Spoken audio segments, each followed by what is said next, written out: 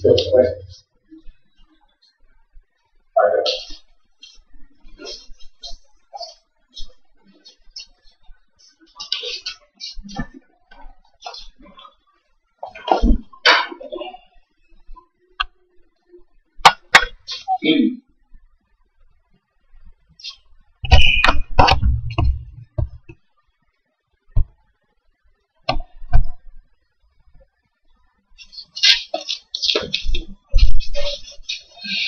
Good afternoon, everybody. My name is Naira Mendoza, and today I'm going to be talking to you about depression. Does anybody know anything about depression? Have you experienced anything with depression? I was diagnosed with depression at the age of 16, and later on when I was 22, got re-diagnosed with bipolar. And what kind of treatments did they have you go? With manic depression, I was just on antidepressants. I took Prozac in the morning and I took Xanax at night. And then with the bipolar disorder, I've been going through counseling, and I think that helps a lot better to go to counseling while you're on medication, so it's not you're fighting it from two different. Okay. The reason I'm here to talk about depression is because 10% of college students have been diagnosed with depression. And I feel that it's important for you to know about it, just not in case you get it, but in case one of your loved ones get it. You can recognize the symptoms and help them get help, because many depression cases end in suicide, and this is what we're trying to prevent. So there are different types of depression. As you said, you've had advanced depression, bipolar depression. And the most common type of depression is clinical depression, also known as major depression. And this is what most college students get, and this is the most common. According to the National Institute of Mental Health, symptoms, there's 11 symptoms that they list, and clinical depression, the client must have at least 5 of those symptoms. Does anybody know what those symptoms are? Probably being tired, isolating yourself, lost appetite. So, yeah, exactly. That's exactly what they're. Loss of appetite, overeating is another one. Insomnia, fatigue, feelings of guilt and you really don't know why. You get trouble concentrating, and sadness, and maybe committing suicide. And everybody goes through these little hard times every now and then. But when you have depression, it's an ongoing daily thing for weeks and sometimes months. And I mean, in the case of chronic depression, it can last up to years. And you just feel so down and you really don't know why. And it affects your ability to function. You just don't get up, you lose interest in everything you do. Some of the types of depression that we're going to go over are major depression, which we already talked about, chronic depression, atypical depression, and postpartum depression, bipolar depression, seasonal depression, and psychotic depression. Major depression, as we already said, is the most common, and chronic depression is the one that lasts for years. And atypical is, how do I put this? It's part of the depression kind of, and it has specific symptoms. Postpartum depression is usually felt by women sometimes after they have babies. That's most common in women. And then you have bipolar, that's another one where it has 2 different sides. And then the seasonal and psychotic depression.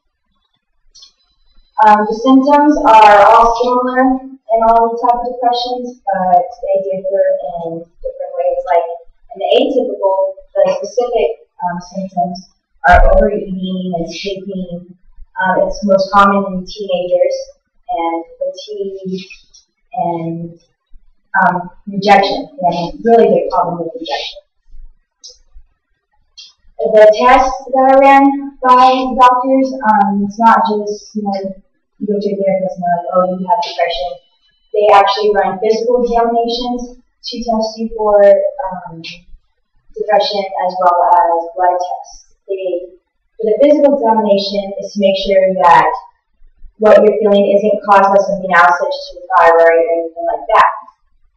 They also check because many central nervous system illnesses can cause depression, and these illnesses are central nervous system tumors, like depression, head trauma, multiple sclerosis, stroke, syphilis, and various cancers like pancreas. pancreas, prostate, and breast cancer. Blood tests were ran along with MRIs, CAT scans, an ECG test, and EEG test. And when it comes time for treatment, you said you were on antidepressants, right? That's the most common treatment for depression, and along with, it could be a combination of antidepressants and therapy. Also, electric shock therapy is also given, and so those are some of the treatments. And for people that are not really into medicine, whether they have like home remedies or natural treatments, there's also alternatives to medication and therapy. Some of those treatments are acupuncture, yoga is a very good one. They do biofeedback, aromatherapy, and chiropractic treatments, and also hypnosis.